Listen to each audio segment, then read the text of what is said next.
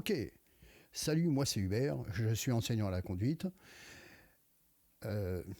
Oui, effectivement. Non, je suis pas là pour vous vendre des cuisines. Je suis bien enseignant. Bien, alors, je vais vous parler d'un sujet qui me tient à cœur. Je vais vous parler de la tâche de conduite. Dans un premier temps, on a la perception. Dans un deuxième temps, on a l'analyse.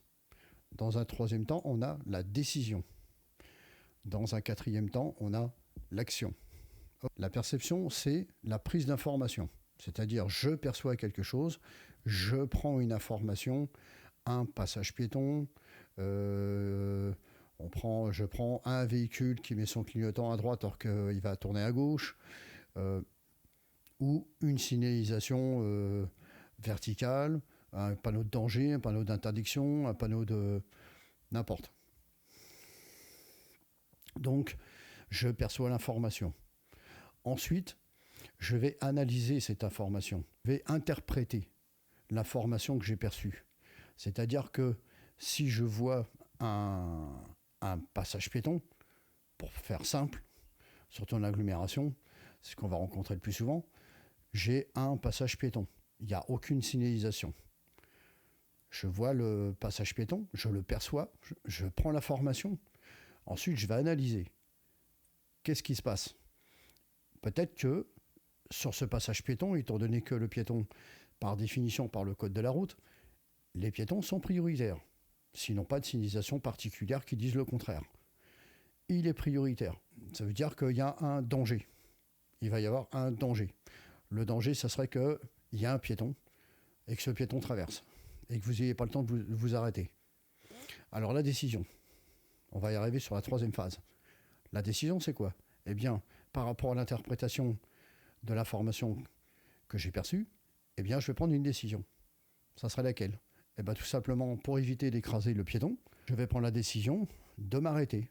Donc, dans un premier temps, comme je l'ai appris par mon enseignant, je vais déjà contrôler dans le rétroviseur pour éviter de surprendre l'usager qui est derrière. Ensuite, je vais freiner. Mais au moment où je l'ai perçu, c'est-à-dire loin devant. Je ne vais pas attendre d'arriver sur le piéton pour freiner. Non, je vais voir la signalisation, je vais faire là une recherche et ensuite je vais m'arrêter pour pouvoir laisser passer le piéton qui lui est prioritaire. Voilà, donc ça, voilà ce qu'on appelle la tâche de conduite. C'est ce qui est le plus gros et le plus difficile à faire, bien entendu, à partir du moment où vous connaissez déjà votre code de la route. Faisons un petit rappel du code de la route. Bien, alors, nous allons faire une petite révision du code de la route, principalement la signalisation verticale. Bien, nous allons étudier la signalisation. Donc on va commencer par la forme. Alors maintenant nous allons voir donc la forme, la couleur et la règle.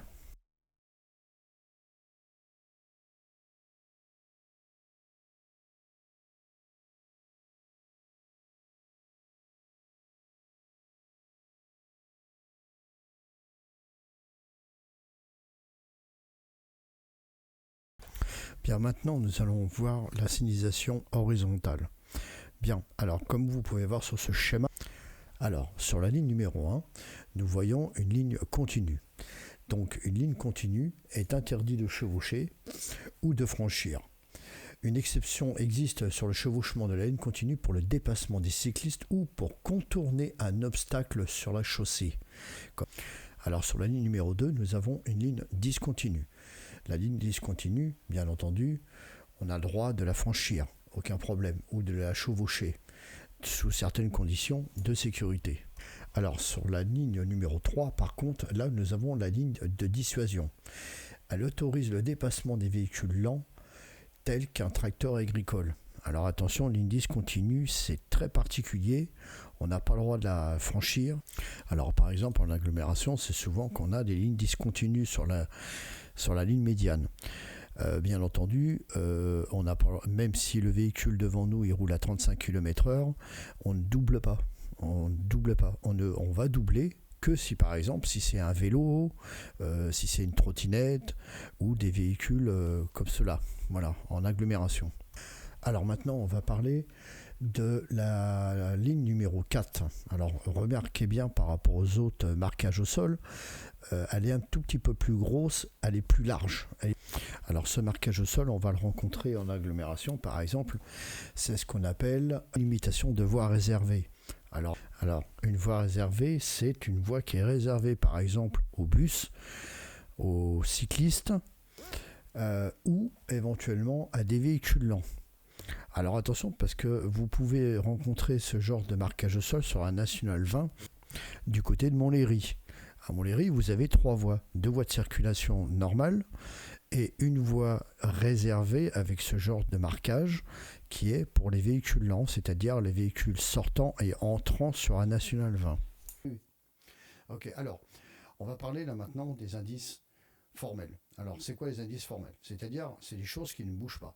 C'est-à-dire, par exemple, la signalisation. Signalisation verticale, signalisation horizontale. Ok, ça c'est les indices formels. Ça c'est fait pour aider justement le conducteur à pouvoir évoluer en circulation, circuler sans danger. Alors, bien entendu, si vous ne connaissez pas la signalisation verticale et horizontale, si vous ne savez pas l'interpréter, que vous ne connaissez pas la signification des panneaux et de la signalisation horizontale, c'est-à-dire le marquage au sol, ça va être compliqué. On ne va pas vraiment avancer. Donc il va falloir, moi je vous invite à regarder dans votre petit livre du code de la route, tout au début vous allez voir la signalisation verticale et horizontale, les interprétations et ce que ça veut dire. Ok. Alors ensuite on va parler des indices, donc on a parlé des indices formels, maintenant on va parler des indices informels. Alors qu'est-ce que c'est que les indices informels? Eh bien tout simplement, c'est des choses qui évoluent en circulation, c'est-à-dire tout ce qui compose l'environnement. Par exemple des piétons, par exemple des trottinettes, des vélos, les arbres. Vous allez me dire, les arbres, non, bah oui, bien sûr, parce que quand il y a les arbres, si vous regardez bien les arbres, ça peut vous donner un indice, par exemple, comme quoi il y a du vent. Par exemple, quand vous sortez d'une agglomération où il y a des bâtiments, quand vous allez passer dans une zone où il n'y a plus de bâtiments et qu'il y a du vent, eh bien ça peut être un indice. Il n'y a pas besoin de manche à air. S'il n'y a pas de manche à air, eh bien vous regardez ce genre d'indice. Par exemple, vous allez me dire, il est bête. Ok. Donc ça fait partie des indices informels. Par exemple, aussi, on a... alors vous avez aussi l'état de la chaussée. Si par exemple, il y a des gravillons. Si par exemple, la route, elle est mouillée. C'est pas marqué sur les panneaux. Puisque c'est quelque chose qui arrive comme ça. Donc il n'y a pas un gars de la DDE qui va courir, hop, qui va mettre un panneau et tout ça. Il n'aura pas le temps. Donc ça sera à vous justement de détecter ce genre de problème. Parce que s'il y a des gravillons, ou si c'est mouillé, ou s'il y a de l'eau, par exemple, d'un seul coup c'est sec et d'un seul coup il y a de l'eau, bah bien entendu, vous allez glisser. Vous risquez de glisser en cas de freinage, par exemple. Ou de faire ce qu'on appelle de l'aquaplanage s'il y a une grosse flaque d'eau. Donc ça fait partie des indices informels. Voilà. Alors, ensuite, on va parler, alors quelque chose que vous ne connaissez peut-être pas, la signalisation explicite et la signalisation implicite. Alors, je m'explique. La signalisation explicite, c'est par exemple une signalisation, on va prendre un exemple tout bête, une limitation de vitesse. Un panneau, ce qu'on appelle un panneau de prescription, donc rond, bordé de rouge, qui nous dit interdiction d'aller à plus de 50 km/h. Là, c'est explicite. On nous dit de ne pas aller à plus de 50 km/h. Facile, il n'y a pas besoin de sortir de Saint-Cyr pour connaître ça. Maintenant, une signalisation implicite. Qu'est-ce que c'est qu'une signalisation implicite? Eh bien, tout simplement, on va prendre un exemple, c'est l'agglomération.